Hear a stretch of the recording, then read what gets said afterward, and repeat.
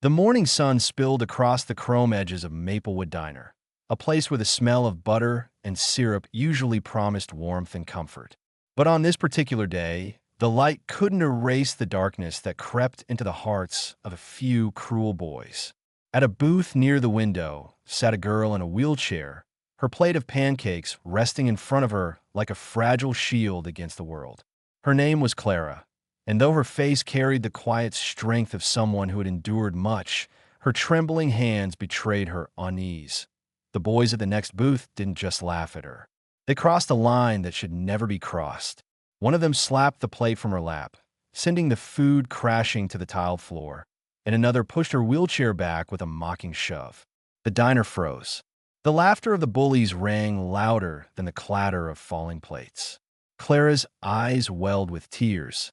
She tried so hard to hold back, but humiliation burned hotter than pain, that if you believe that kindness should always conquer cruelty, that second chances matter, and that no one deserves to be treated this way, take a moment right now to like this video, comment, share it with others, and subscribe to Kindness Corner. Together, we can remind the world that compassion is stronger than hate. That Clara's life had never been easy. She was born with a spinal condition that left her reliant on a wheelchair. But her parents always told her that her spirit was meant to soar, even if her legs could not. She clung to that belief, though the world often seemed determined to crush it. Every day she faced quiet stares, whispered remarks, or the pitying smiles of strangers who couldn't imagine her life. But what she faced that morning in the diner went far beyond pity. It was cruelty sharp enough to wound the soul. The boys cheered. Others in the diner lowered their heads. Some shook their heads in disapproval, but did nothing. The waitress, her hands full of coffee cups, froze in the aisle, fear etched on her face. Clara bent down awkwardly, trying to gather her pancakes with trembling hands, desperate not to make more of a scene. That's when another hand reached down, not rough, not mocking, but gentle. An older man, gray at the temples, quietly picked up the plate and set it back in front of her. "Don't mind them," he whispered, but his eyes darted nervously toward the gang of teenagers. The man's kindness was a small candle flickering in a room full of shadows. But Clara still felt exposed, broken in ways no one could see. She sat quietly after that, her appetite gone, her throat tight with unspoken words. She wanted to ask why the world worked this way, why people thought it was acceptable to torment those who were different. Her heart thudded in her chest with each burst of laughter from the bullies who now bragged loudly about their bravery, oblivious to the cruelty of their actions. Clara closed her eyes and prayed for the hour to pass quickly, for the nightmare to eat an hour later. Something unexpected happened, something that shifted the entire energy of the diner. It began as a low rumble, almost like thunder. Heads turned toward the wide glass windows as the sound grew louder, more distinct. Dozens of motorcycles rolled into the parking lot, their chrome glinting under the daylight.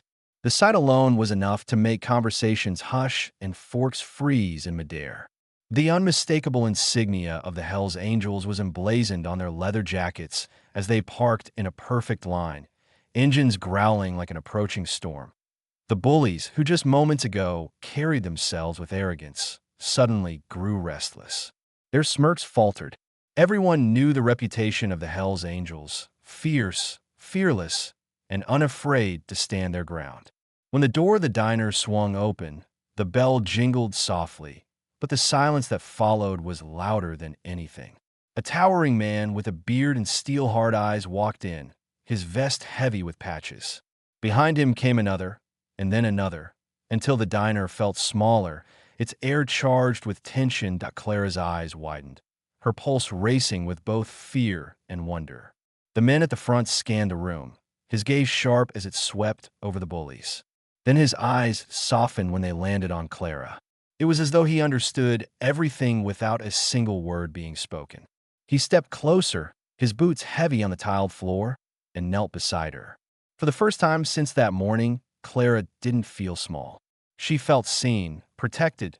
The leader, whose name was Roar, turned his head slowly toward the bullies. They sat frozen, pale faces betraying their guilt.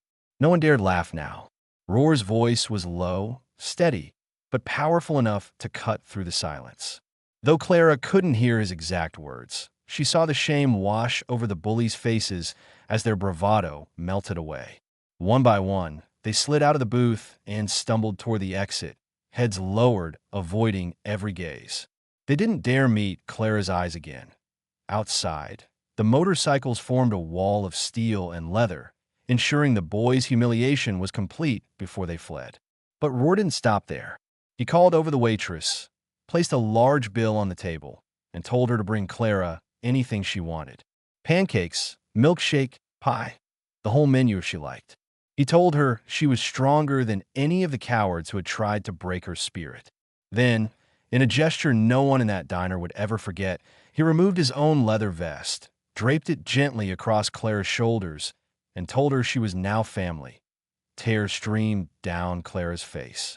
Not tears of humiliation, but tears of gratitude.